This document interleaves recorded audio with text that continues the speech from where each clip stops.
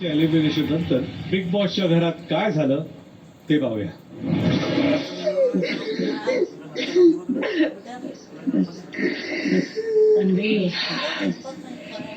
AC मध्ये घेऊन जा बस. लिंबू पाणी काय तिला पाहिजे ते बघ. दूध पिते ती. ते बॉटल आहे ना दूध दे तिला. तरी काय केली असते तरी मला म्हणून मला टेन्शन येतं. नाही नाही तू तू समजते मी काय बोलतोय. मला पण कळते तू काय म्हणतो. येस मला कळत नाही यार. पण की राखीने जेव्हा सगळे एवढं स्ट्रॉंग केलंय की जेव्हा पाहिजे अजून मी केलंय स्ट्रॉंग तिचा की. Sorry sorry.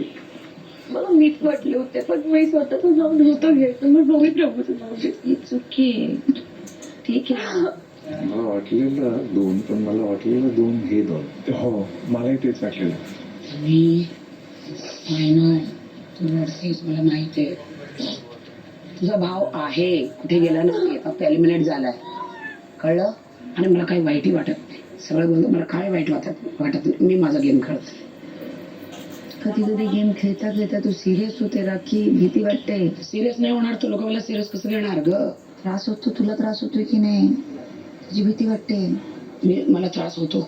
मग तिकडून त्यांचा एक गेला फार फरक नाही पडणार.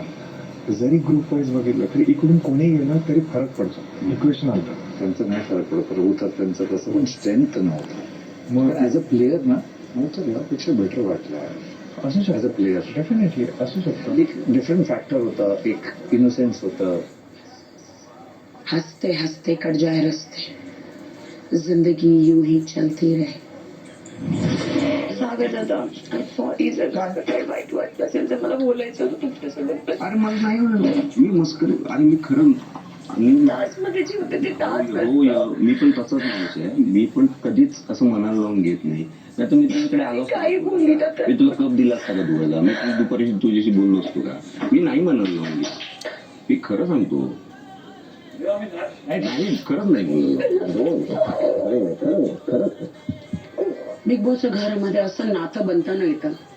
असं नातं बनताना म्हणजे जातात ना ते असं वाटतं की आपल्या शरीरमधून काहीतरी हिस्सा कापलेला आहे. जेव्हा आपण डिस्कशनला बसतो तर मला असं वाटतं की विशाल व्होकल असतो. म्हणजे बोलतो. मी पण बोलते. तू सुद्धा बोलतो. तर सागरदादाच्या पॉईंट ऑफ व्ह्यूने एंटरटेनमेंट किंवा गेम बद्दल फारसं त्याच्यावर नाही मिळत इम्पॅक्ट. सो मे बी त्याचं खूप कॉन्ट्राडिक्ट पण वाटायचं मला सागरदादाचं.